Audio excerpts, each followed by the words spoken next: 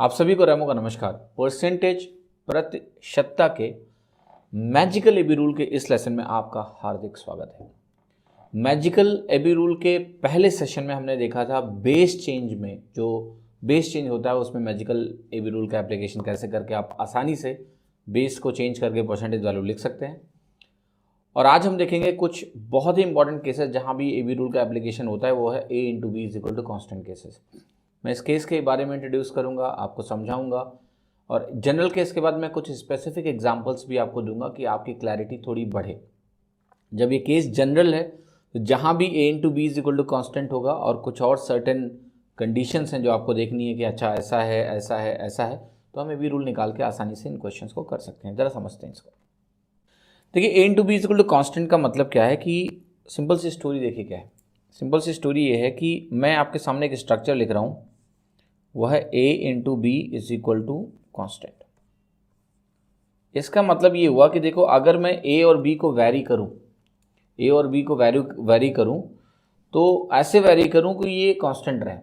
तो पहली कंडीशन तो आपको समझ में आई कि अगर मैं a को बढ़ाऊंगा तो मुझे b को कम करना पड़ेगा। अगर मुझे इनका प्रोडक्ट, इनका गुणनफल कांस्टेंट रखना है, नियत रखना है, तो अगर मैं एक क्वांटिटी को बढ़ा रहा हूँ तो दूसरी को कम करना पड़ेगा। अगर मैं इसको कम कर रहा हूँ तो मुझे इसको बढ़ाना पड़ेगा, तभी प्रोडक्ट कांस्टेंट रहेगा। साथ ही साथ एक चीज़ और करनी पड़ेगी। ऐसा भी नहीं कर सकते ना कि इसको मैंने बढ़ाया और इसको मैंने कम किया। ठीक है, ये एक कंडीशन है, बट इसका मतलब ये नहीं है कि आपने इसको कितना भी बढ़ा दिया और इसको कितना भी कम कर दिया। एक प्रॉपर सिंक में जब ये बढ़ेंगे और घटेंगे तभी कुछ ऐसा होगा कि ये कांस्टेंट रहे। आपके दिमाग में बार होगा कि अच्छा ये बताओ कि अगर हमने a को बढ़ाया 10% से तो क्या b को 10% से कम करेंगे तो कांस्टेंट आएगा? नहीं आएगा। ज़रा समझना, आपको मैं पहले बता चुका हूँ कि a इंटू बी का जो स्ट्रक्चर होता है, अगर हम प्रोडक्ट की बात करें तो सक्सेसिव परसेंटेज चेंज का स्ट्रक्चर होता है। ये आप सभी को बहुत अच्छे तरीके से पता होगा। ठीक है, सक्सेसिव परसेंटेज चेंज का स्ट्रक्चर होता है। मतलब अब आप थोड़ी देर के लिए समझना कि a और b का जो प्रोडक्ट जो कांस्टेंट हमें रखना है, इसको मैं अगर बोल दूँ p, लेट्स से, ठीक है, तो आपसे मैं एक सवाल पूछूंगा कि ये मेरा p जो है p डैश हो जाए, ठीक, और मुझे क्या करना है, a को बदल के a डैश करना है और b को बदल के b डैश करना है। और तब भी मैं चाहता हूं कि ये प्रोडक्ट p डैश, क्या मतलब p ही रहे, प्रोडक्ट में कोई चेंज ना आए। आपको ये बता चुका हूं मैं ऑलरेडी कि सक्सेसिव परसेंटेज चेंज की जब हम बात करते हैं तो यहाँ पर जो परसेंटेज चेंज हमें देखना है, जो कि प्रोडक्ट है किन्हीं भी दो क्वांटिटीज़ का, तो वो सक्सेसिव मैनर में रिप्रेजेंट किया जा सकता है। मतलब मैं इसको ऐसे रिप्रेजेंट कर सकता हूँ, एक एरो और दूसरा एरो। आपको पता है कि मैं यहाँ से चल के P से चल के मुझे P ही पहुँचना है, P से चल के मुझे P ही पहुँचना है, यानी मुझे चेंज चाहिए ही नहीं, प्रोडक्ट में कोई चेंज नहीं चाहिए। मैं इसको कांस्टेंट बना के चल रहा हूँ, मुझे ये कांस्टेंट ही चाहिए, इसकी बात कर रहा हूँ मैं। तो आप कहोगे इस एरो पे क्या लिखते थे, ये पहले ही मैंने सक्सेसिव में क्लियर किया है आपको। यहाँ पर हम लिखते थे A से A डैश का परसेंटेज चेंज जो भी होगा। यहाँ पर हम क्या लिखते थे, B से B डैश का परसेंटेज चेंज जो भी होगा। और P से चलना है और P से ही वापस आना है। आप मुझे बताओ, P से चल के अगर अल्टीमेटली P पे ही वापस आना है, यहाँ पर मुझे A से A डैश का परसेंटेज चेंज लिखना है, मान लिया मैं इसको A% लिखता हूँ। B से B डैश का परसेंटेज चेंज लिखना है, मान लिया इसको मैं B% लिखता हूँ। तो ये कहानी क्या है आप बताओ ज़रा मुझे। P से चले और मान लेते हैं बीच में कोई भी वैल्यू है, इसको मैं थोड़ा देर के लिए P डैश बोलता हूँ। P से P डैश जाएंगे और P डैश से P वापस आएंगे। क्या ये स्ट्रक्चर आपका इस तरह का स्ट्रक्चर नहीं है ए बी रूल वाला? आप कहोगे अगर P से P डैश आप गए और यहाँ पर आपको A परसेंटेज का चेंज करने से मिला, तो P डैश से P आने पे, क्योंकि वापस वहीं आना है ना, ये जो B% का चेंज होगा, तो ये जो पूरा प्रोडक्ट होगा, ये पूरा प्रोडक्ट जो है, जो कि A इंटू बी का प्रोडक्ट डिफाइंड है, जिसमें ये A% है और ये B% है, इसको मैं बोल रहा हूँ A%, इसको मैं बोल रहा हूँ B%। तो ये कांस्टेंट वाले केस में जब ये देखो, अगर ये कुछ और होता P डबल डैश, तो ये AB रूल वाला केस नहीं था। लेकिन जब भी ये प्रोडक्ट कांस्टेंट रहेगा तो इसमें जो परसेंटेज चेंज है A में और जो B में परसेंटेज चेंज है, ये दोनों क्या हैं, ये बिल्कुल सिमिलर स्ट्रक्चर बना रहे हैं AB रूल वाला। ठीक है, AB रूल वाला स्ट्रक्चर बना रहे हैं। तो यहाँ पर हम आसानी से, अगर मुझे एक परसेंटेज चेंज मालूम है तो मैं दूसरा परसेंटेज चेंज AB रूल से लिख सकता हूँ। राइट, मैं एक छोटा सा एग्जांपल देके दिखाता हूँ ताकि आपको कोई कन्फ्यूज़न ना हो। मैं कहता मान लिया कि A को हमने 25% से इंक्रीज़ कर दिया। अब देखो पूरा स्ट्रक्चर कैसे बदलता, और मुझे इन दोनों का प्रोडक्ट A और B का प्रोडक्ट क्या रखना है, नियत कांस्टेंट रखना है। ठीक है, मतलब बदले ही ना। ये जब आपने 10% से 25% से बढ़ाया तो आप यहाँ क्या ले आते, 25% ले आते। तो ऑब्वियसली पी जब मैं इसको सक्सेसिव के फॉर्म में अगर रिप्रेजेंट करूँ, इस फॉर्म में अगर रिप्रेजेंट करता हूँ, तो आप कहोगे पहले स्टेज में तो 25% की वृद्धि हो रही है, कोई नई वैल्यू मिलेगी, फिर उसको मुझे वापस उसी वैल्यू पे लेके आना है पी पे। यानी ए की वैल्यू अगर आपने 25% कर दी तो ये चेंज होके कुछ तो बनेगा यहाँ पर सक्सेसिव के मैनर में, लेकिन मुझे वापस यहीं आना है। तो ये वाला जो चेंज है B% का, वो तो ऐसे निकलेगा ना -1/5 करने से 20%। यानी A% अगर मुझे मालूम है तो उससे अगर मुझे B% लिखना है, ये दूसरा वाला चेंज कांस्टेंट रखने के लिए, तो वो AB रूल को फॉलो करेगा। ये सिंपल सा हो जाएगा -1/5 यानी 20% डिक्रीज। तो ये आपको उम्मीद करता हूँ लॉजिक समझ में आया कि AB रूल को क्यों फॉलो करता है। अब जैसे ये लॉजिक समझ में आया कि AB रूल को फॉलो करता है, अब हम बात करेंगे कि किस किस जगहों पर ये एप्लीकेबल होने वाला है। तो पहली बात आपको समझ में आई कि इसकी एप्लीकेबिलिटी का फ़ायदा क्या है कि जब भी मुझे A इंटू B का प्रोडक्ट नियत दिया होगा कि ये बदल नहीं रहा है, कांस्टेंट दिया होगा, नियत दिया होगा, तो इसके बाद मुझे क्या करना है, मुझे अगर कोई भी एक परसेंटेज चेंज दे दिया जाए, A में चेंज दिया गया तो B में चेंज हम निकाल सकते हैं। ठीक है, अब मैं एक छोटा सा एग्जांपल देता हूँ कि पहला केस मैंने बोला कि मान लिया A को 20% से कम किया गया है। A को अगर 20% से कम किया गया और मैं पूछूं कि B को कितने प्रतिशत से बढ़ाया जाए कि इसका जो प्रोडक्ट है, गुणनफल है, ये कांस्टेंट रहे, तो आप कहोगे ये -20% है, तो ये बनेगा -1/5। माइनस आपका क्या हो जाएगा प्लस, क्योंकि AB रूल लगा सकते हैं, कांस्टेंट वाला केस है, माइनस हो जाएगा प्लस, न्यूमरेटर क्या रहेगा 1 ही रहेगा, डिनोमिनेटर क्या हो जाएगा 5 - 1 4, जो कि परसेंटेज के टर्म में क्या होगा आपका 25%। देखो कितना आसान है कि अगर आपने एक को 20% से कम किया है तो आपको प्रोडक्ट में जो वैल्यू है B उसको 25% से बढ़ाना पड़ेगा, तो क्या होगा, प्रोडक्ट जो है नियत रहेगा, कांस्टेंट रहेगा। ठीक है, एक और एग्जांपल ले लेते हैं ताकि आपको कोई समझने में दिक्कत ना हो।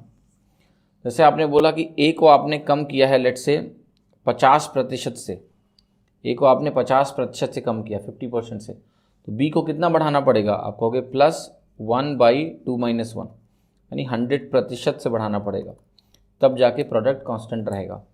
तीसरा एग्जांपल दिखा दूं, अगर आपने कहा A को मैंने 1/3 से बढ़ाया, +1/3 यानी 33.33% से बढ़ा दिया, तो B को मैं कितने परसेंट से कम करूं कि इसका प्रोडक्ट जो है नियत रहे, तो ये क्या हो जाएगा आपका 3 + 1 तो नीचे आ जाएगा और प्लस माइनस हो जाएगा, यानी B को 25% से कम करना पड़ेगा।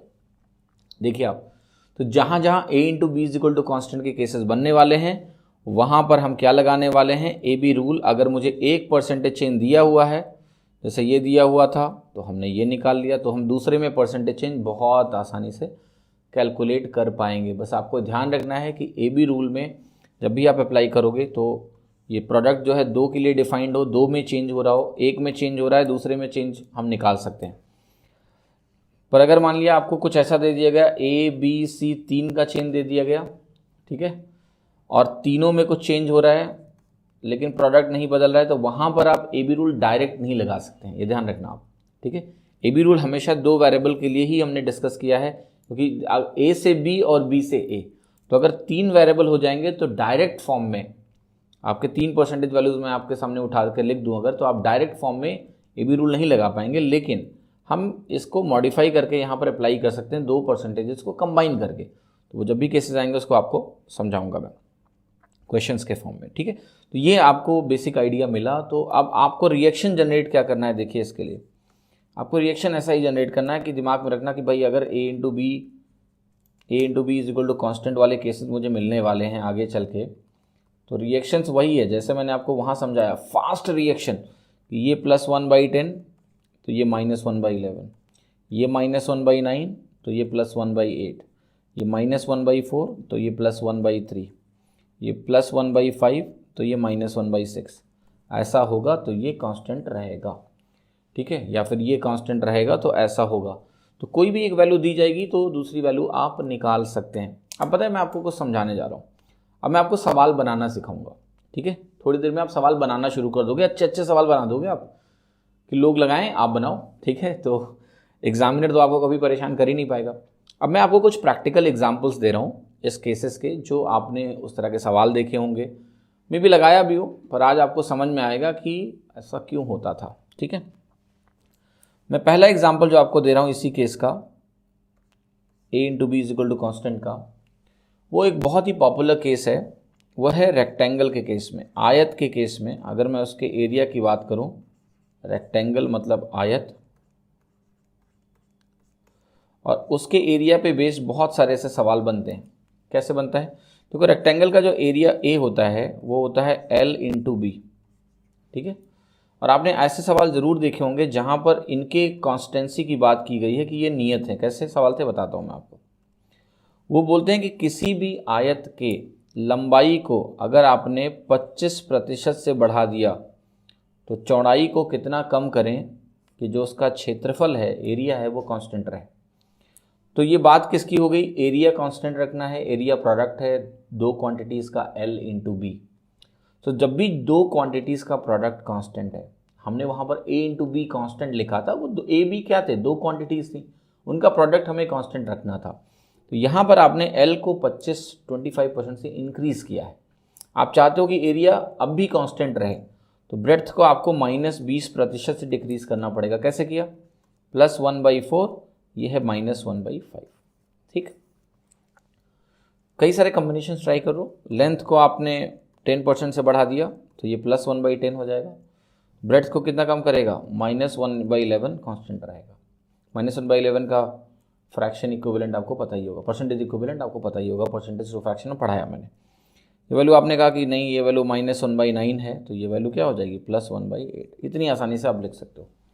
तो जब भी रेक्टेंगल के एरिया के केस की बात की जाएगी, जहाँ पर A is equal to L into B constant का केस है, तो इस तरह से ये चीज़ आराम से हो सकती है। ठीक है, देखिए और भी कई सारी चीज़ें हैं जो आपको कहीं ना कहीं समझना है। जैसे कई बार यही सवाल ना वॉल्यूम के केस में भी बन सकता है।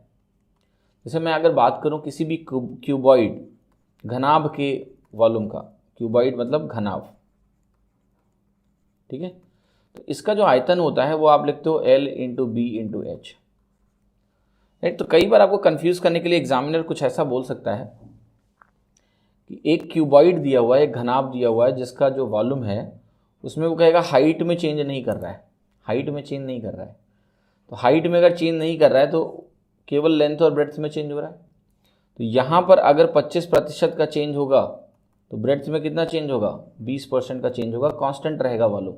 देखो जब ये हाइट में, मान लिया वो लिख देगा हाइट में कोई चेंज ही नहीं हो रहा है। अगर हाइट में कोई चेंज ही नहीं हो रहा है तो ये तो एक कांस्टेंट की तरह हो गया। ये एक कांस्टेंट है, नियत वैल्यू है, कुछ भी होगी लेकिन नियत होगी, ये बदल ही नहीं रही है।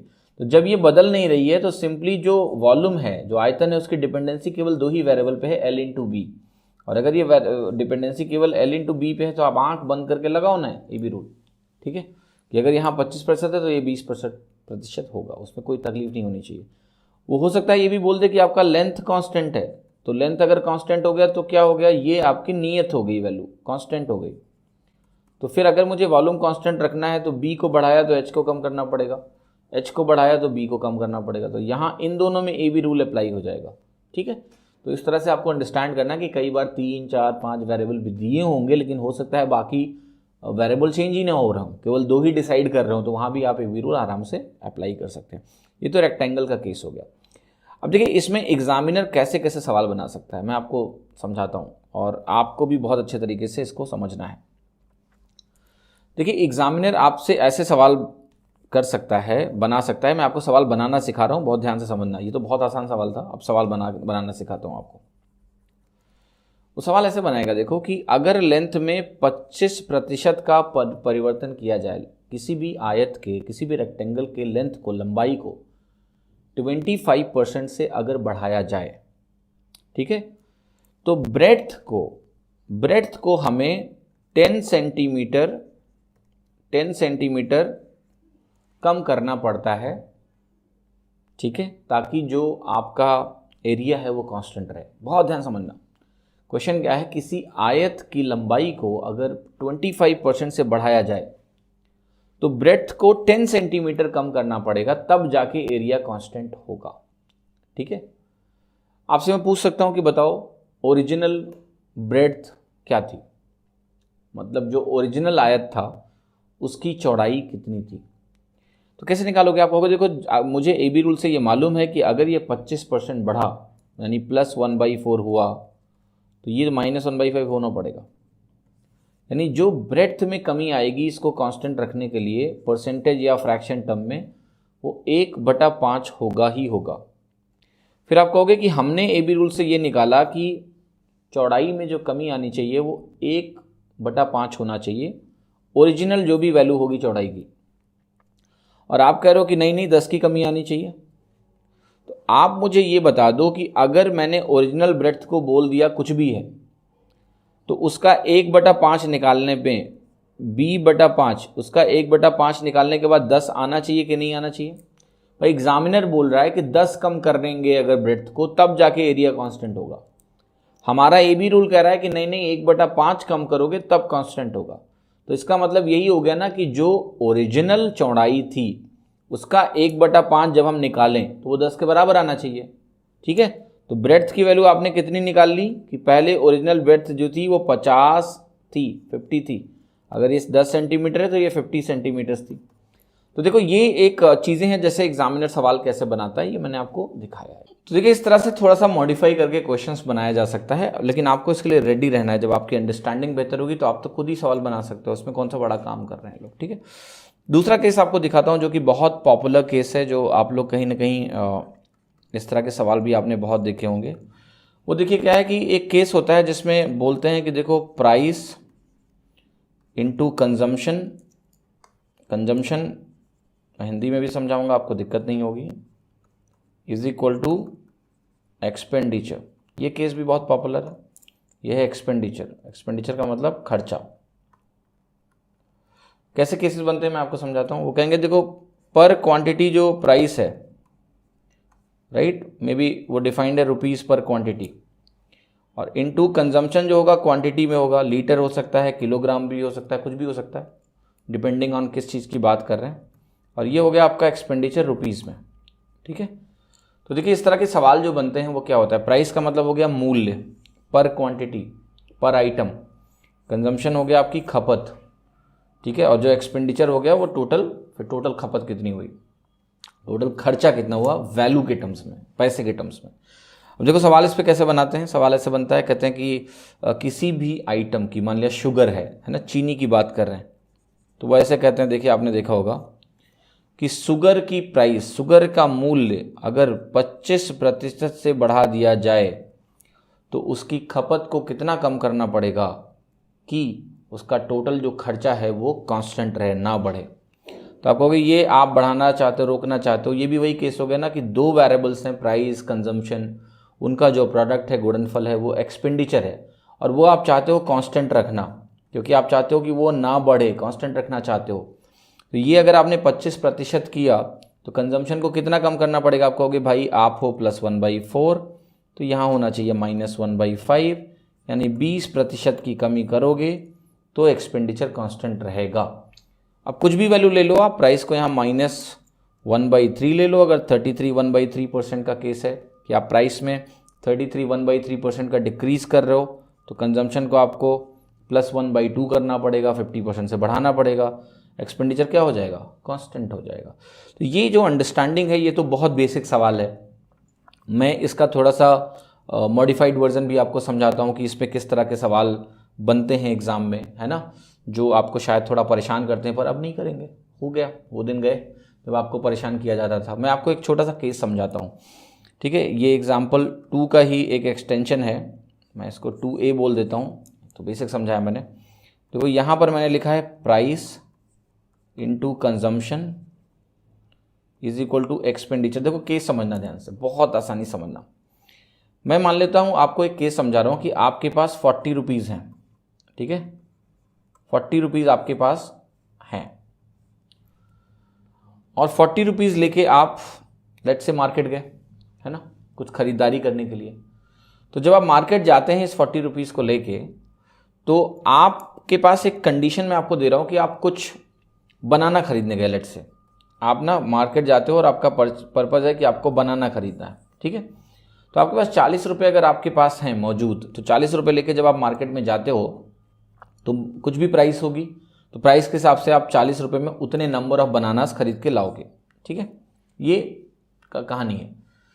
तो यहाँ स्टोरी क्या है कि स्टोरी कुछ ऐसी है कि मान लिया आप जब मार्केट गए, पहली बार गए तो आपने कुछ खरीदा होगा, जब अगले दिन मार्केट गए तो आपने देखा कि प्राइस में गिरावट आ गई है 40% की। 40% की गिरावट आपने देखा कि बनाना में आ चुकी है, 40% की प्राइस में गिरावट आई, और जिसकी वजह से आप आज उतने ही 40 रुपये में 64 बनाना ज़्यादा खरीद पाए। समझना, प्राइस में गिरावट आई, टोटल खर्चा आपके पास उतना ही है, 40 रुपये का ही है आपके पास, लेकिन आपको चूंकि प्राइस कम हो गया है तो आपको 64 बनाना एक्स्ट्रा मिल गए, 64 बनाना एक्स्ट्रा मिल गए उतने ही पैसे में। एक्सपेंडिचर कांस्टेंट है कि नहीं है? आपको ये बताना है कि जो बनाना की प्राइस है, बनाना की जो प्राइस है, ठीक है, वो आपको कैलकुलेट करनी है, प्राइस कैलकुलेट करनी है, साथ ही साथ आपको क्वांटिटी भी कैलकुलेट करनी है कि आपको कितना मिला। पहला, जब रेट ओरिजिनल था, मतलब रेट ओरिजिनल था प्रारंभिक केस में, शुरुआत में जो असली उसका रेट था, ठीक है, तब, और दूसरा जब उसका रेट रिड्यूस हो गया तब, घटे हुए रेट पे, यानी यहाँ पर असली रेट की बात हो रही है जो उसका वाकई मूल्य था ओरिजिनल, और दूसरा जब मूल्य घट गया तो घटे हुए मूल्य पे आपको कितना प्राइस मिलेगा, क्या उसका क्वांटिटी होगा। ठीक है, और जो प्राइस आपको बताना है और क्वांटिटी आपको बताना है, ठीक है, तो मैं इसमें लिख देता हूँ कि प्राइस तो आपको बताना है रुपीज़ पर डज़न में। ठीक है, रुपीज़ पर डज़न मतलब 1 दर्जन का क्या प्राइस है, और क्वांटिटी आपको बतानी है डज़न में। ठीक है, कि अगर मैं पूछूं कि कितना दर्जन, ठीक है, उस हिसाब से आपको कहीं ना कहीं बात करनी है। आप नंबर से भी बता सकते हो, अगर आपको क्वांटिटी नंबर से बताना है तो नंबर से बता दो। तो ये तो पूरी स्टोरी है। अब जरा देखना, इस स्टोरी को मैं बहुत ध्यान से समझाऊंगा और आपको बहुत ध्यान से कहीं ना कहीं समझना पड़ेगा, तब आपको मजा आएगा। देखिए, 40% की अगर प्राइस में गिरावट आ रही है और आप उतने ही 40 रुपये लेके मार्केट फिर से गए हो, मैं आपसे एक सवाल पूछूंगा, एक्सपेंडिचर कांस्टेंट है कि नहीं है? आप कहोगे बिल्कुल, ये तो जो प्रोडक्ट है ये तो सेम है, उसके पास 40 रुपीज़ ही बाद में भी है। तो अब आप कहोगे कि देखो, हमारी जो अंडरस्टैंडिंग है, आप कहोगे जो हमने सीखा परसेंटेज में AB रूल को, कि अगर 40% की गिरावट प्राइस में आई तो अगर हमें इसका प्रोडक्ट कंजम्पशन के साथ कांस्टेंट रखना है, ठीक है, कांस्टेंट रखना है, तो ये जो है बढ़ेगा। आपसे पूछूंगा कितना बढ़ेगा, तो आप कहोगे -40% होता है -2/5, तो यहाँ जो बढ़ेगा वो बढ़ेगा +2/3। आप कहोगे ये +2/3 बढ़ जाएगा। मैं कहूँगा चलो ठीक है, ये चीज़ मुझे समझ में आ गई कि +2/3 बढ़ जाएगा। आप कहोगे एग्जामिनर लेकिन ऐसा कह रहा है कि भाई 64 बनाना ज़्यादा मिलेंगे, यानी 64 बढ़ जाएगा। ये एग्जामिनर कह रहा है, ये जिसने क्वेश्चन बनाया वो कह रहा है कि 64 बढ़ जाएगा नंबर ऑफ बनाना उसी 40 रुपये में, अगर आपका रेट 40% कम हो गया। आप कहोगे AB रूल कह रहा है कि +2/3 बढ़ जाएगा, जितना पहले आप खरीद पाते अब उससे 2/3 ज़्यादा खरीद पाओगे। तो आप कहोगे दोनों गलत नहीं है, वो जो वैल्यू आपको दी है 64 रुपये, ये एब्सोल्यूट नंबर के केस में दी है कि इतने बनाना ज़्यादा खरीद सकते हो, और +2/3 क्या है, फ्रैक्शन के टर्म्स में, कि भाई पहले जितना भी खरीदारी आप कर पा रहे थे बनानास की, उससे 2/3 और ज़्यादा खरीद पाओगे। अब देखिए मैं क्या समझा रहा हूँ आपको, कि मान लेते हैं थोड़ी देर के लिए कि पहले आप X नंबर ऑफ बनानास खरीद पा रहे हैं। ये X मैं पहली बार लिख के दिखा रहा हूँ और आखिरी बार, दोबारा नहीं लिखूंगा, समझाने के लिए बस लिख रहा हूँ। तो आप कहोगे पहले अगर हम X खरीद पा रहे थे तो अब हम ना 2/3X ज़्यादा खरीद पाएंगे। यही तो कह रहा है AB रूल कि +2/3 ज़्यादा खरीद पाओगे। +2/3 किसका? जो पहले खरीद रहे थे। तो आप कहोगे इसका मतलब ये हो गया कि +2/3X जो है वो डेफिनेटली 64 के बराबर होना चाहिए। ठीक है, क्योंकि हमने फ्रैक्शन के टर्म्स में निकाला कि 2/3 ज़्यादा खरीद पाएंगे, नंबर के टर्म्स में वो 64 है। ये जब आपने बराबर किया तो आपको X की वैल्यू मिल जाएगी 96। X की वैल्यू अगर 96 मिली, यानी ओरिजिनली आप जब प्राइस कम नहीं हुआ था तो आप 96 बनानास खरीद पा रहे थे। 96 बनानास आप उस समय खरीद पा रहे थे, ये आपको समझना है। तो फिर से समझा देता हूँ, ये बहुत इंपॉर्टेंट केस है, समझ लेना कि 40% कम हुआ तो हमें सवाल बनाने वाले ने बोला कि 64 बनाना ज़्यादा खरीद पाओगे आप उसी 40 रुपये में। ठीक है, हमने ए बी रूल से निकाला तो भाई -2/5 क्या हो जाएगा, +2/3 हो जाएगा। तो हमने कहा ये दोनों होने चाहिए आपस में बराबर। अगर ये दोनों आपस में बराबर होने चाहिए तो मैंने x की वैल्यू यानी ओरिजिनल नंबर ऑफ बनाना जो आप खरीद रहे थे ओरिजिनल प्राइस पे, वो निकाल लिया 96 बनानास। आपको क्या निकालना है कि प्राइस पर डजन क्या है असली यानी ओरिजिनल रेट पे, ठीक है। तो आप कहोगे यहाँ 96 बनानास हैं, क्या 96 को मैं 8 डजन बोल सकता हूँ कि नहीं, क्योंकि 12 बनाना का मतलब होता है 1 डजन। तो 96 को मैं 8 डजन बोल सकता हूँ कि नहीं बोल सकता हूँ, आप कहोगे बोल सकते हो। यानी पहले जब प्राइस कम नहीं हुआ था तो 8 दर्जन बनानास खरीदे जा सकते थे 40 रुपए में। तो 40 रुपए में अगर 8 दर्जन खरीदे जा सकते थे तो ओरिजिनल वाले केस में आप कहोगे क्वांटिटी तो हमने निकाल ली कि 8 डजन खरीद सकते हैं, नंबर के टर्म्स में वो 96 हो गया, प्राइस के टर्म्स में 8 डजन का प्राइस अगर 40 रुपीज़ है तो ये कितना हो गया सर, आप कहोगे ये हो गया 5 रुपीज़ पर डजन। अब रिड्यूस निकालते हैं कि घटे हुए मूल्य पे क्या प्राइस होगी। सर आपको ये मालूम चल गया ना कि 40% रेट कम हुआ ओरिजिनल से यहाँ तक। तो अगर ओरिजिनल कंजम्पशन हमने निकाला 96 था तो ओरिजिनल प्राइस हमने निकाला कि 5 रुपीज़ पर डजन था, 5 × 8 40 था। आप कहोगे यहाँ प्राइस कितना हो जाएगा, देखो यहाँ प्राइस कितना हो जाएगा ज़रा बताओ आप मुझे। आप कहोगे अगर मुझे यहाँ प्राइस लिखना है तो 40% इसको कम कर दूंगा। 40% अगर आपने इसको कम किया, किसी भी क्वांटिटी 5 को आपने 40% कम कर दिया। मल्टीप्लाइंग फैक्टर क्या होता है 40% डिक्रीज के केस में 0.6, तो ये कितना आ जाएगा 3, 5 × 0.6 3 रुपीज़ पर डजन। आप यहाँ लिख दो 3 रुपीज़ पर डजन। क्वांटिटी लिखनी है तो कई तरीके हैं सर, कई तरीके हैं। देखो ये डजन के टर्म्स में अगर इसकी बात की जाए, 8 डजन तो यहाँ था, 64 कितने डजन होता है, 64 का डजन निकालोगे तो 12, 5 डजन तो पूरा पूरा हो गया, 4 बनाना बच जाएंगे, 4 बनाना को आप बोलोगे 1/3 डजन। तो 8 डजन यहाँ थे, 5 1/3 डजन और हो गए, यानी ये हो जाएगा 13 1/3 डजन। रिड्यूस के केस में देखो मैं लिख रहा हूँ 13 1/3 डजन। आप इसको डायरेक्ट भी निकाल सकते थे कि ये अगर 3 रुपीज़ आ गया तो 40 रुपीज़ आपका क्या है कंजम्पशन है। So 3 rupees per dozen into quantity बराबर 40 हो जाता, तो ये वैल्यू 40/3 डायरेक्ट भी आ सकती थी। मेरा ऑब्जेक्टिव था आपको ये समझाना कि देखो इस सवाल में ए बी रूल लगा के कैसे चीज़ें आसानी से निकल सकती हैं। आप शायद इस तरह के सवालों में अननेसेसरी बहुत सारा समय अपना आप लोग जाया करते हैं, ये मुझे मालूम है, ठीक है। तो मेरा ऑब्जेक्टिव ही यही था आपको ये समझा पाना कि ये सवाल बहुत आसानी से कहीं ना कहीं किए जा सकते हैं, कि आपको कभी कोई तकलीफ हो ही ना अगर आप इसको सही से समझ जाते हैं तो। अगर नहीं समझते हैं तो बिल्कुल वक्त लगेगा। मैं एक छोटा सा एग्जांपल और दूंगा इसी पे बेस्ड, जिसको एग्जांपल 2B बोलूँगा ताकि आपको पूरा समझ में आए, क्योंकि ये बहुत इंपॉर्टेंट केस है। एग्जांपल 2B लिखता हूँ मैं, ठीक है। यहाँ पर मैं फिर से यही केस लिख रहा हूँ कि प्राइस है इंटू कंजम्पशन है इज इक्वल टू, आपके सामने मैंने लिख दिया एक्सपेंडिचर है, ठीक है। प्राइस हो गया, कंजम्पशन हो गया, आपके सामने यहाँ पर एक्सपेंडिचर लिख दिया मैंने। अब देखिए मैं आपसे कहता हूँ कि आपको मैंने 91 रुपीज़ दिए खर्चे करने के लिए, और आपसे मैंने बोला कि बाजार जाके कुछ एग्स खरीद लाओ, अंडे खरीद लाओ, ठीक है। अब देखिए स्टोरी क्या है कि जब आप बाजार गए, राइट, तो रेट जैसे जो भी था, पहले दिन आप कुछ भी खरीद के लाओगे, फिर दूसरे दिन मैंने आपको फिर से भेज दिया उतने ही रुपए देके 91 रुपीज़ दिए, और मैंने कहा जाओ मार्केट और जाओ फिर से खरीद के लाओ। जब आप अगले दिन गए तो आपको कुछ मालूम चला कि प्राइस ना 30% कम हो गया है, प्राइस आपका 30% कम हो गया है।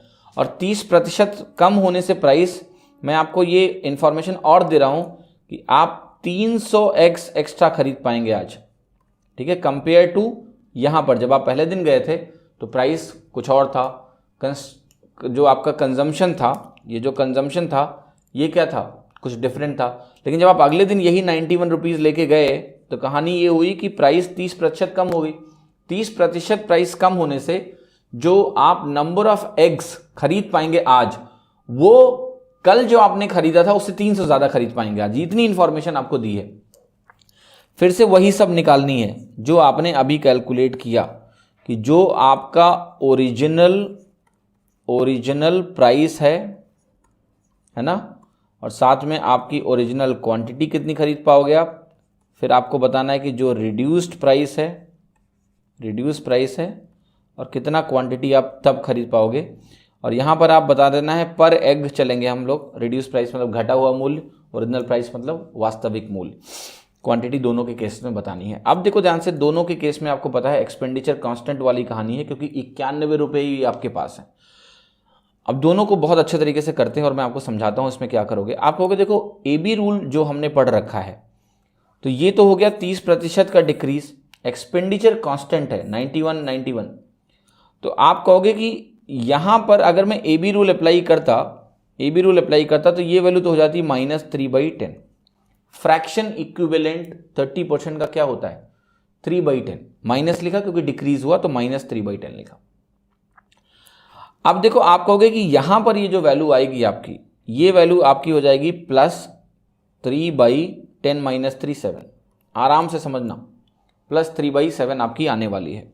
बहुत आराम से, कोई प्रॉब्लम नहीं होनी चाहिए कि 30% का डिक्रीज हुआ प्राइस में तो -3/10 हुआ, तो कंजम्पशन कितने से बढ़ना चाहिए। आप कहोगे कंजम्पशन +3/7 से बढ़ना चाहिए, तभी एक्सपेंडिचर कांस्टेंट रहेगा AB रूल के हिसाब से। तो कंजम्पशन अगर 3/7 से बढ़ना चाहिए, 3/7 किसका, आप कहोगे ओरिजिनल कंजम्पशन का, कि जितना कंजम्पशन पहले था, पहले दिन जब आप गए थे, तो चूंकि उसके रेस्पेक्ट में प्राइस 30% गिरी है, तो आपका कंजम्पशन उसके रेस्पेक्ट में अब 3/7 ज़्यादा होगा। मैं एक बार और x लिखता हूँ, आगे जब एक्सप्लेन करूँगा तो कभी x लिखूंगा नहीं, वो अपने आप आपको समझ में आएगा कि x लिखना ही नहीं है, ऐसे ही कैलकुलेट करोगे।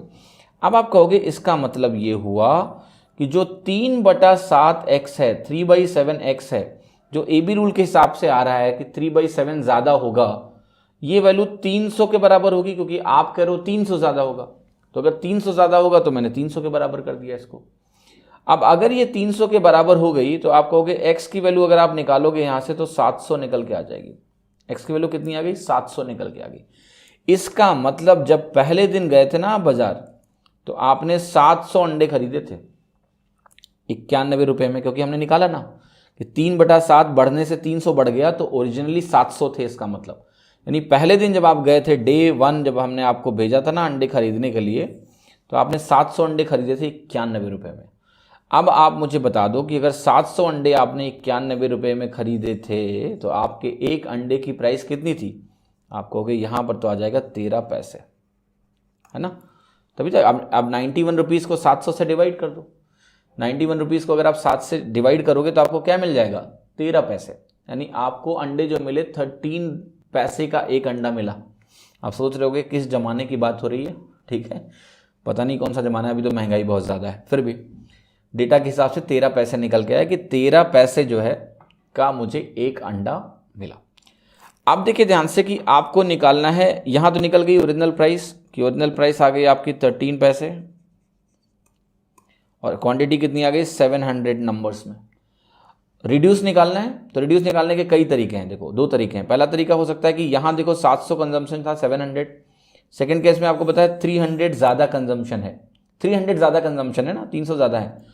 तो देखिए फिर क्या करेंगे हम कि जो टोटल अमाउंट है 91 रुपीज़, अगर इसको हम 1000 से डिवाइड करें, क्योंकि यहाँ कंजम्पशन 1000 है, तो आ जाएगा। तो ये वैल्यू आपकी कितनी आ गई 9.1 पैसे।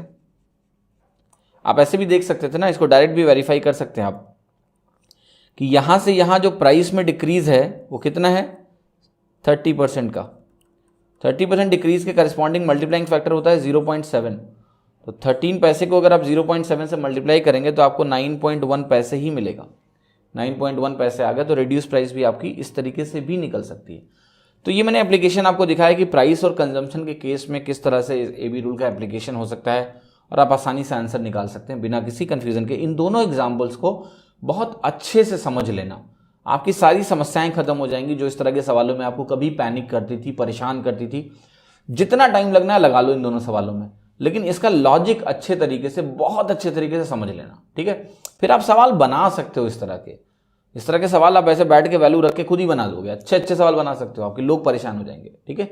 आप परेशान नहीं हो सकते हो, आपको तो मैं सवाल कराना नहीं, सवाल बनाना सिखा रहा हूँ, ठीक है। चलिए आगे बढ़ते हैं, अगला एग्जाम्पल दिखाता हूँ आपको। तो चलिए अभी एग्जाम्पल 3 देखते हैं इस केस का। एग्जाम्पल 3 में हम लोग किसकी बात करेंगे, देखिए टाइम स्पीड डिस्टेंस के केस में समय, चाल और दूरी की बात करें तो उसमें एक ये रिलेशनशिप बहुत इंपॉर्टेंट है। इसमें बहुत सारे क्वेश्चंस बनते हैं कि speed into time is equal to distance. अब देखो ये उसी टाइप का है, a into B is equal to something. अब अगर ये डिस्टेंस कांस्टेंट हो, ये डिस्टेंस अगर नियत है, ये दूरी अगर नियत है किन्हीं भी दो केसेस के बीच में, तो फिर से हम अपना ए बी रूल लगा सकते हैं। मैं आपको एक स्टैंडर्ड केस दिखाता हूँ, आपको समझ में भी आएगा। थोड़ा एज्यूम करो कि मान लिया डे 1 है, ठीक है, सिलेक्शन हो गया आपका, सिलेक्शन के बाद आप अपने ऑफिस निकले अपने घर से, ठीक है, तो आपने अपने घर से ऑफिस में एक सर्टेन रूट फॉलो किया, उसी रूट पे आपको सर्टेन अमाउंट ऑफ टाइम लगा ऑफिस पहुंचने में, एक दिन, डे 1 की बात कर रहा हूँ, ठीक है। फिर आपने क्या किया कि डे 2 में, डे 1 में गए, जल्दी से निकलना था, ऑफिस पहला दिन था, फिर भी आप लेट हो गए, वहाँ डांट पड़ गई आपको, है ना, बॉस ने डांटा कि लेट क्यों आए तुम। तो अगले दिन आपने क्या किया, अगले दिन आपने क्या किया, उसी दूरी को ट्रेवल करना है ऑब्वियसली, अगर जल्दी पहुंचना है तो अब आपको ना अपनी स्पीड बढ़ानी पड़ेगी, या तो फिर आप क्या करोगे कि जल्दी निकलोगे, ठीक है। तो यही हुआ कि आपने कहा कि अब आज स्पीड बढ़ाएंगे, हम थोड़ा तेज जाएंगे, है ना। तो आपने क्या किया, अपनी स्पीड को ना 5/4 टाइम्स कर दिया, पहले जो भी स्पीड थी अब स्पीड 5/4 टाइम्स हो गई। 5/4 टाइम्स का मतलब क्या होता है, अगर आपको ध्यान हो तो ये इंक्रीज होता है 1/4 का ना। कोई भी क्वांटिटी 5/4 टाइम्स कब होती है, जब उसको आप 1/4 से बढ़ा दो, 1/4 से बढ़ा दो। तो डे 2 में आपने क्या किया कि डे 1 के कंपैरिजन में आपने स्पीड को 1/4 बढ़ा दिया। अब मैंने आपको एक इन्फॉर्मेशन ये दी है कि जब आप ऐसा करोगे तो आप पहले दिन के रिस्पेक्ट में 15 मिनट जल्दी पहुंच जाओगे, 15 मिनट्स अर्ली जल्दी पहुंच जाओगे पहले दिन के कंपैरिजन में, फर्स्ट डे। यानी फर्स्ट डे आपको जितना भी टाइम लगा होगा, आज उससे 15 मिनट आपको कम लगने वाला है समय। अब देखिए क्या सोचना है आपको, मेरा ये जानना है कि आपको डे 1 में कितना टाइम लगा था पहुंचने में। आप कहोगे दोनों दिन घर से ऑफिस की बात हो रही है, डिस्टेंस कांस्टेंट केस की बात हो रही है। स्पीड को आप कहोगे अगर आपने 1/4 से बढ़ाया है, अगर आपने स्पीड को 1/4 से इंक्रीज किया है, तो डेफिनेटली टाइम क्या होगा, कम लगेगा पहले के कंपैरिजन में। अब आपको ए बी रूल ये बताता है कि ये जो कम टाइम लगेगा ये -1/5 टाइम कम लगेगा। अगर यहाँ +1/4 है, दूरी वही है, a into B is equal to constant वाला केस बना, तो 1/5 से कम हो जाएगा समय। तो एक तरफ आप करो समय 1/5 कम लगेगा डे 1 के रेस्पेक्ट में, और एक तरफ आप कह रहे हो कि 15 मिनट जल्दी पहुंचा। तो इसका मतलब क्या हुआ कि 1/5 जो है ये 15 मिनट्स के बराबर है। 1/5 मिनट्स किसका, कोई भी कंफ्यूजन ना, तो यहाँ टाइम आप मान लेना t, तो आप कहोगे t/5, मतलब पहले दिन का जो टाइम है अगर वो t है तो t/5 15 मिनट के बराबर होना चाहिए। तो यहाँ जो t की वैल्यू है वो आ गई आपकी 75 मिनट्स, 75 मिनट लगे थे पहले दिन। दूसरे दिन कितना टाइम लगेगा, 15 मिनट कम, यानी 60 मिनट, 60 मिनट्स। तो इस तरह से आप आसानी से टाइम रिलेशनशिप लिख सकते हो। अब देखिए ये तो बहुत सीधा सा सवाल हुआ इस केस पे, थोड़ा सा और टेढ़ा मेढ़ा सवाल दिखाते हैं आपको और मज़ा आएगा। तो देखिए इसी में करते हैं एग्जाम्पल 3.a लिखता हूँ मैं, ठीक है, जो थोड़ा सा सवाल को बदलते हैं। आपको लगेगा कि ये थोड़ा मुश्किल सवाल है, बट ये भी रूल से बहुत आसानी से निकलेगा। बहुत ध्यान से समझना, मैं धीरे धीरे समझा रहा हूँ ताकि आप ध्यान से समझें। देखिए मैं आपसे ये कहता हूँ कि कोई ट्रेन है, ठीक है, और वो ट्रेन जो है, रेलगाड़ी जो है, उसका अगर एक्सीडेंट होता है, तो अगर ट्रेन है नॉर्मल स्पीड से चल रही है, उसका एक्सीडेंट हो जाए, कोई दुर्घटना हो जाए, तो इसकी जो स्पीड है ना, एक्सीडेंट के बाद जो स्पीड होती है वो 2/3 हो जाती है। अगर कोई एक्सीडेंट हुआ तो स्पीड इसकी 2/3 हो जाती है, ठीक है। तो अब आपको मैं दो सिचुएशन समझाता हूँ। क्या हुआ कि ये कह रहा है कि मान लिया एक पॉइंट ए है, इस पॉइंट ए पे क्या हुआ कि एक्सीडेंट हुआ। तो अगर पॉइंट ए पे एक्सीडेंट होता है तो एक्सीडेंट की वजह से ट्रेन जो है लेट्स से 6 PM पे पहुंचती है डेस्टिनेशन पे, मतलब जो इसकी डेस्टिनेशन है, जो इसका फाइनल स्टेशन है, वहाँ ये 6 बजे पहुंचती है, अगर पॉइंट ए पे एक्सीडेंट हो जाता है। और अगर ये पॉइंट बी पे एक्सीडेंट होता है, ये कह रहा है मान लिया ए पे नहीं होता, बी पे होता, जो कि ए से 48 किलोमीटर्स दूर है, मतलब ट्रेन कहीं से चली, यहाँ से मान लिया चल रही है सोर्स स्टेशन से, ठीक है, और यहाँ एक्सीडेंट क्या हो रहा है, पॉइंट ए पे हो रहा है। तो ए पर होने के बाद ये ट्रेन 6 बजे डेस्टिनेशन पे पहुँच रही है, यहाँ कहीं डेस्टिनेशन है। और अगर ये कह रहा है एक्सीडेंट ए के 48 किलोमीटर बाद हुआ होता, ठीक है, तो ये ट्रेन क्या है, मान लिया 6:12 PM पे पहुँच रही है, यहाँ थोड़ा जल्दी पहुँचेगी।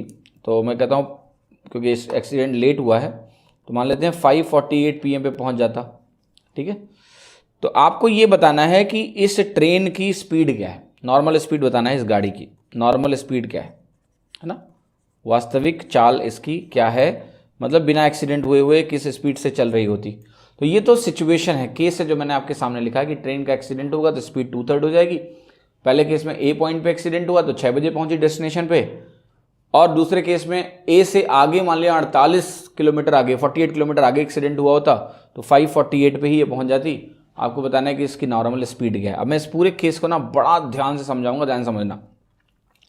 मैं जरा एक लाइन ड्रॉ करता हूं यहां से लेके यहां तक, बहुत ध्यान से देखना, इसमें बहुत अच्छी खासी लर्निंग आपको मिलेगी।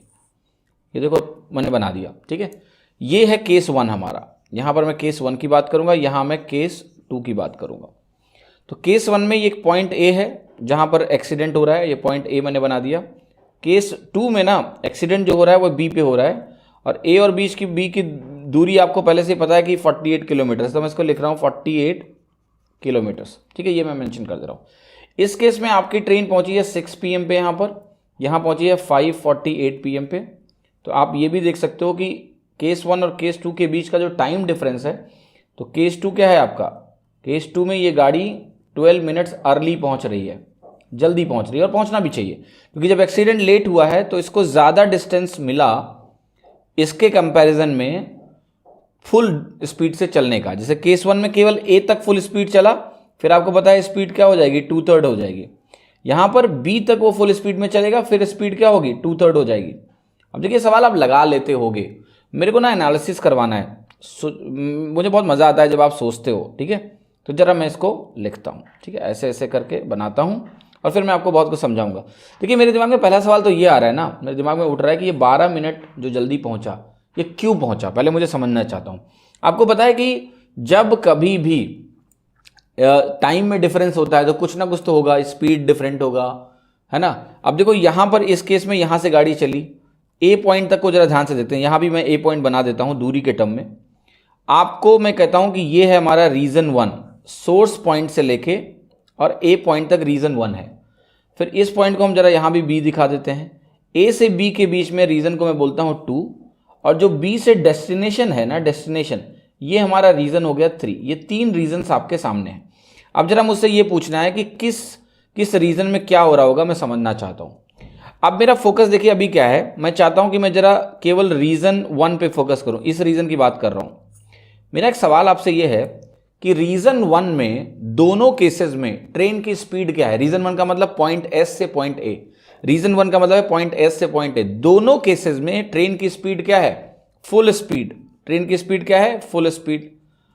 फुल स्पीड से चल रही है गाड़ी भाई, फुल स्पीड। अब आप बताओ अगर दोनों केसेस में एस टू ए का मतलब क्या है, डिस्टेंस तो सेम है दोनों केस में ना। अगर ट्रेन की स्पीड भी फुल स्पीड है, मतलब सेम है, तो क्या यहां से टाइम डिफरेंस आ सकता है। ये मैं ये खोज रहा हूं कि टाइम डिफरेंस कहां से आया है, क्या इस रीजन से टाइम डिफरेंस आ सकता है। आप कहोगे कतई नहीं, नो, जवाब ये आएगा ना। ये रीजन बोलेगा नहीं नहीं, मैं टाइम डिफरेंस के लिए रिस्पॉन्सिबल नहीं हूं, क्योंकि एस से ए तक चलने में चाहे केस 1 हो चाहे केस 2 हो, दोनों में समय जो लगेगा बराबर लगेगा, यहां से टाइम में कोई अंतर नहीं आ सकता है, ठीक है। अब देखो आप जरा 2 के पास जाओ। अब जब आप 2 के पास जाओगे तो 2 आपसे कुछ सक पका के बोलेगा कि हाँ हाँ मैं ही रिस्पॉन्सिबल हूं। क्यों, आप कहोगे देखो ए से बी डिस्टेंस यहां भी सेम है, ए से बी यहां भी डिस्टेंस वही है। अब देखिए रीजन 2 से जाके यही सवाल करोगे कि क्या टाइम डिफरेंस तुम्हारी वजह से आएगा, तो ये थोड़ा सक पकाएगा, पर इसको बताना पड़ेगा कि हाँ मैं तो जिम्मेदार हूं। क्यों भाई, ये कहेगा देखो यहां पर ना इस ट्रेन में ए पे एक्सीडेंट हो गया, तो ए पे एक्सीडेंट होने के बाद यहां स्पीड क्या होगी, 2/3 होगी। इस रीजन में ए से बी भी, एक्चुअली ए के बाद पूरा 2/3 स्पीड है, लेकिन ये यहां से ए से के बीच में केस 2 में स्पीड क्या है, फुल स्पीड है। आप बताओ दूरी बराबर है लेकिन स्पीड में अंतर है। अगर दूरी बराबर है, स्पीड में अंतर है, तो क्या टाइम डिफरेंस यहां से आ सकता है। आप कहोगे यस यस यस। यानी इस 12 मिनट वाला जो अर्ली का केस है, इसमें ये जोन 2 का तो पक्का हाथ है। जोन 3 का है कि नहीं वो आगे देख रहे हैं, बट जोन 2 का तो पक्का हाथ है। तो जोन 2 का अगर पक्का हाथ है तो मैं अब जोन 3 के पास गया। जोन 3 से मैंने यही सवाल पूछा कि क्या तुम्हारा भी कुछ रोल है भाई, बता दो साफ साफ। तो ये कहेगा भाई मेरा रोल नहीं है। देखो बी से लेके डी तक केस 1 में हमारी स्पीड क्या है, 2/3 है ओरिजिनल स्पीड का। यहां भी बी से डी तक 2/3 ही है ओरिजिनल स्पीड का। दोनों केस में स्पीड क्या है, बराबर है। जब स्पीड बराबर है, दूरी बराबर है, तो समय में अंतर नहीं आ सकता है। यानी इस जोन को भी कवर करने में दोनों केसेस में समय लगा बराबर, तो समय में अंतर नहीं आ सकता है। अब ये सवाल की जो पूरी कहानी है वो अब सिमट के रह गई है केवल जोन 2 में। पूरे सवाल का जो क्रक्स है वो कहाँ है? जोन 2 में, क्योंकि वहीं से टाइम डिफरेंस आ रहा है। यानी ये जो 12 मिनट का अंतर आपको दिखाई दे रहा है, ये 12 मिनट का अंतर आया कहां से? ये आया जोन 2 से। जोन 2 से 12 मिनट का अंतर आया। आपको पता है ये सवाल अब क्या कन्वर्ट हो गया? ये सवाल जो कि इतना भयानक सवाल लग रहा था, अब ये सवाल कन्वर्ट हो गया एक बहुत छोटे सवाल में। और वो छोटा सवाल क्या है मैं आपको समझाता हूं। सवाल अब ये है कि एक निश्चित दूरी को अगर 2/3 स्पीड से कवर किया गया तो समय, देखो आप ध्यान से, यहां पर 2/3 स्पीड है और यहां पर स्पीड क्या है? फुल स्पीड है। तो आप देखो फुल स्पीड से लेके 2/3 स्पीड में कितना अंतर है? 12 मिनट का अंतर है। भाई ये 12 मिनट अर्ली है, आप इसको उल्टा जाके 12 मिनट लेट भी तो बोल सकते हो, ये 12 मिनट ज्यादा लेगा। यानी आप देखो सवाल आपका क्या हो गया कि एक डिस्टेंस तो ए से बी जोन 2 के लिए ना। अब देखो क्वेश्चन क्या हो गया कि अगर स्पीड 2/3 हो जाती है, 2/3 हो जाता है, तो टाइम कितना लगता है? 12 मिनट ज़्यादा लगता है। तो आपको अब निकालनी है क्या? स्पीड। स्पीड कैसे निकलेगी जरा देखो, ये भी हो चुका है। आप कहोगे स्पीड इनटू टाइम, तो आपने बता रखा है दूरी होता है, डिस्टेंस कांस्टेंट है, जोन 2 की बात कर रहे हैं खाली। स्पीड आपने कहा 2/3 हो गया, यानी 1/3, 1/3 कम हो गया। और आप कह रहे हो टाइम कितना ज़्यादा लग गया? फिर 12 मिनट ज़्यादा लगा। ठीक है, आप कहोगे ये जब -1/3 होता है तो ये +1/2 होता है। मतलब टाइम क्या होगा ना कि आधा बढ़ जाएगा, हाफ बढ़ जाएगा। आप कहोगे लेकिन टाइम 12 मिनट बढ़ रहा है, तो आप कहोगे कि इसका मतलब पहले जो टाइम था, ओरिजिनल टाइम पूरी स्पीड पे, फुल स्पीड पे, वो 24 मिनट था। अब 12 मिनट और लग रहा है, 36 मिनट लग रहा है। यानी फुल स्पीड पे जो टाइम लगता यहां से यहां तक, वो हमने निकाल लिया 24 मिनट्स लगते। तो डिस्टेंस अगर आपने दे रखी है 48 किलोमीटर की, चलिए स्पीड निकालते हैं आप। तो स्पीड क्या हो जाएगी? स्पीड हो जाएगी आपकी 48 किलोमीटर की दूरी है। टाइम कितना लगता? 24 मिनट्स लगते। 24/60 करो, आवर्स में कन्वर्ट करो आप, तो ये आ गया आपका 120 kmph, 120 किलोमीटर प्रति घंटे की रफ्तार है। अब देखिए ये पूरा जो सवाल था, जो इतना खतरनाक सा क्वेश्चन लग रहा था, ये कैसे कन्वर्ट हो गया? 120 किलोमीटर पर आवर। एक एक्सीडेंट हो रहा था, कुछ हो रहा था, XYZ 50 चीज़ें हो रही थी, टाइम स्पीड डिस्टेंस का सवाल लग रहा था। AB रूल ने इसका गला घोट दिया सवाल का। कितनी आसानी से हम लोग कर पाए इस सवाल को। ठीक है, अब जरा इस तरह के ना 2-3 सवाल बना लेना, आप करो मत, बना दो ना क्वेश्चन।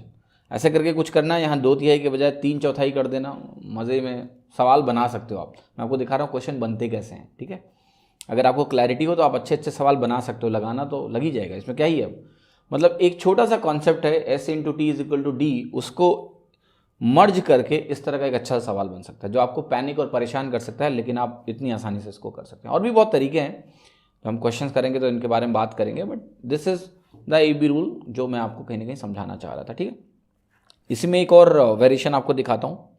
सेम क्वेश्चन का एक और करवा देता हूँ ताकि आपको कोई कन्फ्यूजन ना हो। ठीक है, देखो केस क्या है, जल्दी जल्दी करेंगे इस बार, क्योंकि आपको क्लियर तो हो ही चुका है ना। जैसे मैं आपसे ऐसे बोलता कि यहाँ पर A पॉइंट है, यहाँ पर B पॉइंट है, एक्सीडेंट वाला केस फिर से है। यहाँ पर हम स्पीड को क्या करेंगे ना, 3/4 कर देंगे कि यहाँ पर देखो एक्सीडेंट यहीं हो जाता है इस पॉइंट पे, ये A पॉइंट पे एक्सीडेंट हो गया, तो स्पीड आपको पता है इस पूरे रीजन की कितनी हो गई? 3/4 हो गई, 3/4 हो गई। ठीक है, यहाँ पर इस B पॉइंट पे एक्सीडेंट हुआ, तो यहाँ पर जो है स्पीड फिर से क्या होगी? 3/4 हो गई, है ना। और इन दोनों पॉइंट्स के बीच की दूरी जो है लेट्स से कहते हैं 15 किलोमीटर है, 15 किलोमीटर है। और यहाँ से यहाँ अगर टाइम डिफरेंस देखा जाए तो 12 मिनट्स लेस है। मतलब सेकंड केस में पहले केस से 12 मिनट कम समय लगेगा, है ना। तो अब ज़रा स्टार्ट करते हैं। आपको मालूम है अल्टीमेट क्या होने वाला है इस केस में। एक्सीडेंट A पॉइंट पे हुआ, दूसरे में B पॉइंट पे हुआ, तो ना तो इस जोन से कोई टाइम डिफरेंस आएगा, ना ही इस जोन से कोई टाइम डिफरेंस आएगा। ये जो 12 मिनट का टाइम डिफरेंस है वो कहाँ से आ रहा है? केवल इस जोन से आ रहा है। ठीक है, जिसमें दूरी कितनी है आपकी? ये 15 किलोमीटर की दूरी है। साथ ही साथ देखो यहाँ स्पीड क्या है? फुल स्पीड है।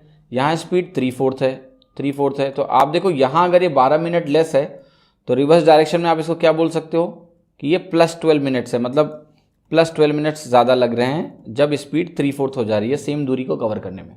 तो आपकी कहानी क्या हो जाएगी? स्पीड -1/4 हुई है, 1/4 कम हुई है, तो टाइम प्लस 1/3 एक्स्ट्रा लगना चाहिए, और ये प्लस 1/3 एक्स्ट्रा कितना दिया हुआ है, 12 मिनट के बराबर दिया हुआ है। तो यहाँ से ओरिजिनल टाइम निकल जाएगा फुल स्पीड पे कवर करने का 36 मिनट्स। 36 मिनट्स आपके सामने आ रहा होगा। आपको अगर स्पीड निकालनी है तो स्पीड आप कहोगे कि 15 किलोमीटर की दूरी है, 36 मिनट्स का टाइम लगता है, 60 से डिवाइड कर लेना और आपकी वैल्यू यहाँ से कैलकुलेट होके आ जाएगी। आप इसको डिवाइड करेंगे तो आपको मिल जाएगा यहाँ 0.6, ठीक है। और ये हो गया आपका 10, तो आपका 150/6 आप निकाल पाओगे। 150/6 आपको कुछ नहीं करना है, आपको सीधा डिवाइड कर लीजिए और आपको आसानी मिल जाएगी 25 kmph आपकी वैल्यू आ गई स्पीड की, है ना। तो इस तरह के सवाल आपको कभी परेशान नहीं करेंगे अगर आपकी AB रूल की अंडरस्टैंडिंग अच्छी है।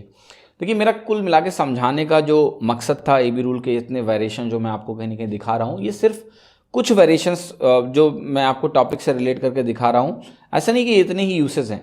मेरा ऑब्जेक्टिव बस ये है कि कहीं भी अगर आपको इस तरह का स्ट्रक्चर दिखता है कि A × B = कांस्टेंट है, तो ये क्वांटिटी अगर कांस्टेंट रखनी है तो A और B की रिलेशनशिप आप AB रूल से लगा सकते हैं।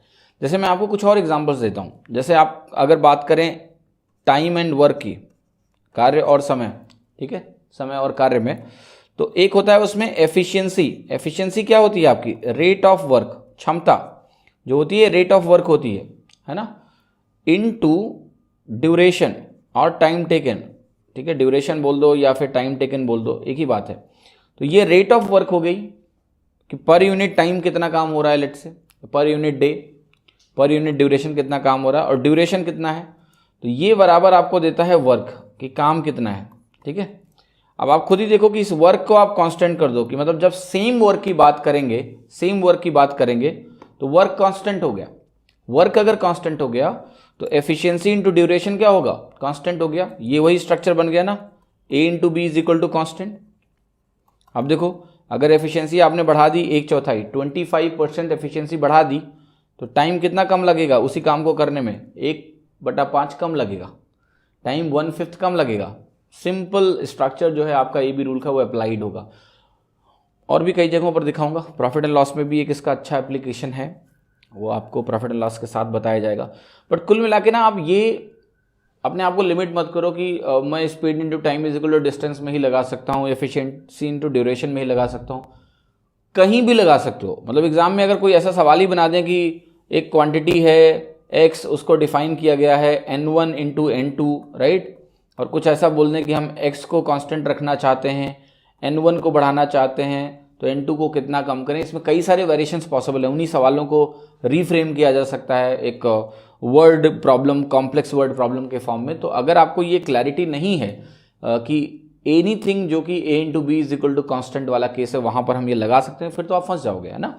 इसलिए पूरा क्लियर समझो कि A × B कांस्टेंट है, मुझे परसेंटेज चेंज एक का दिया है, मैं दूसरे का निकाल सकता हूँ, ठीक है, और उसके अकॉर्डिंग फिर बहुत सारे वेरिएशंस पॉसिबल हैं। तो सवालों के साथ हम बहुत कुछ करेंगे, पर उम्मीद करता हूँ अभी के लिए आप इसको जरूर मास्टर करेंगे ताकि आप कम से कम फंडामेंटल प्रॉब्लम्स जो हैं परसेंटेज के वो आपके लिए आसान हो जाएं, और ये बहुत काम आएगा बेस चेंज में। फिर इतने सारे इसके वेरिएशंस हम लोग देखेंगे, ये क्वेश्चन को काफ़ी आसान बना देगा। तो इसके एप्लीकेशंस भी आप देखोगे, तब तक के लिए इसको ना मास्टर करना है बिल्कुल अच्छे तरीके से।